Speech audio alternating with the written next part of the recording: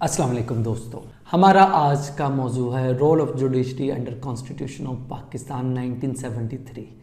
दोस्तों, लेजिस्लेचर और एग्जेक्टिव के बाद जुडिशरी हुकूमत का अहम तरीन शोबा है। अदलिया के फ़राइज़ में आता है कि अदलिया शहरियों को ना सिर्फ अदल व इंसाफ देने और बुनियादी इंसानी हकूक़ के ज़ामन होती है, बल्कि अदलिया आइन की तशरीह में भी अपना मुस्बत किरदार अदा करती है। इसके साथ साथ अदलिया सरबराह ममलिकत को अहम कानूनी निकात में मुआवनत भी फराहम करती है और लेजिस्लेचर के बनाए हुए कवानीन पर आइन के मुताबिक अदालती नज़रसानी यानी जुडिशल रिव्यू का भी हक रखती है। सुप्रीम कोर्ट मुल्क की सबसे बड़ी अदालत है जो मुल्क के तमाम अदालती निज़ाम को अपनी मर्ज़ी के मुताबिक चलाती है और इसके मातहत सूबों की अदालतें हैं जो कि हाई कोर्ट या अदालत आलिया कहलाते हैं। इनके ज़रिए निगरानी ज़िलई और मुकामी अदालतें कायम करती हैं। 1973 के आइन में दफ़ा 175 से लेकर 212 तक सुप्रीम कोर्ट के फ़राइज़ और इनकी ज़िम्मेदारियाँ बयान की गई हैं। अदलिया जो है ये मुख्तलिफ़ फ़राइज़ सरअंजाम देती है। सबसे पहले हम देखते हैं अदलिया का जो पहला फ़र्ज़ है, जस्टिस फॉर ऑल। अदलिया आज़ाद हो तो कोई भी हुकूमत कानून की खिलाफ वर्जी नहीं कर सकती। अदलिया अवाम के बुनियादी हकूक़ की ज़ामन होती है। किसी भी मुल्क की अदलिया का अहम तरीन फरीज़ा मुल्क में अदल व इंसाफ मुहैया करना होता है। मुकदमात पर मुकम्मल तहकीक के बाद अदालतों के इख्तियार में होता है कि वो मुजरम को सज़ा दे और बेगुनाहों को आज़ाद कर दे।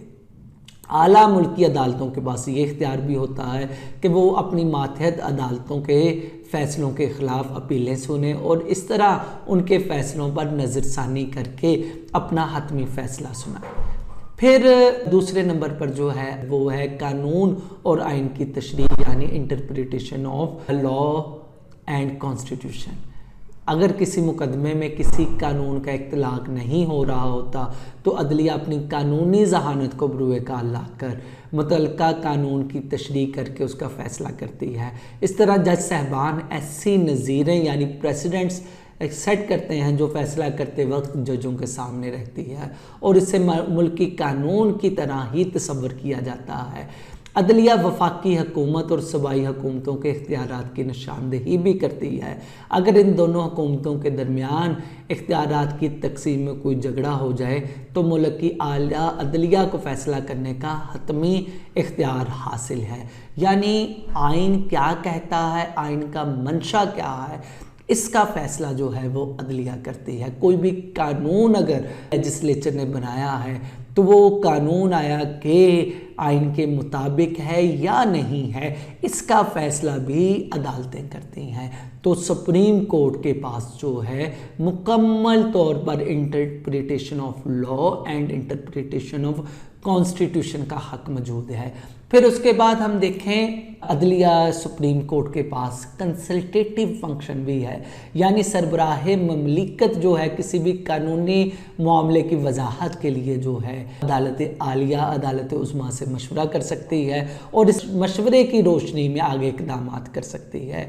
यह हकीकत है कि इंतज़ामिया अदलिया के मशवरे की पाबंद नहीं है, लेकिन वो इस मशवरे की नज़र में अपना आइंदा लाहे अमल भी तय कर सकती है वो इस मशवरे को नज़रअंदाज भी नहीं कर सकते। फिर है जुडिशल रिव्यू यानी अदालती नज़रसानी।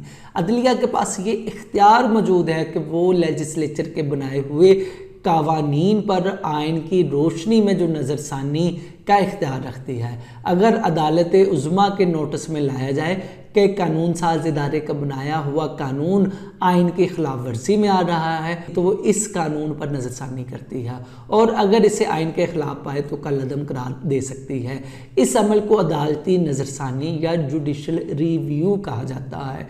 ये इख्तियार ज़्यादातर अमेरिकन सुप्रीम कोर्ट इस्तेमाल करता है। पाकिस्तान में भी बहुत से ऐसी मिसालें मौजूद हैं कि लेजिस्लेचर का बनाया हुआ कानून जो कॉन्स्टिट्यूशन के ख़िलाफ़ हो तो अदलिया उससे कलअदम करार दे देती है। तो दोस्तों, ये है अदलिया के बुनियादी फ़राइज़ कि अदलिया मुल्क में अदल व इंसाफ ज़िम्मेदार है।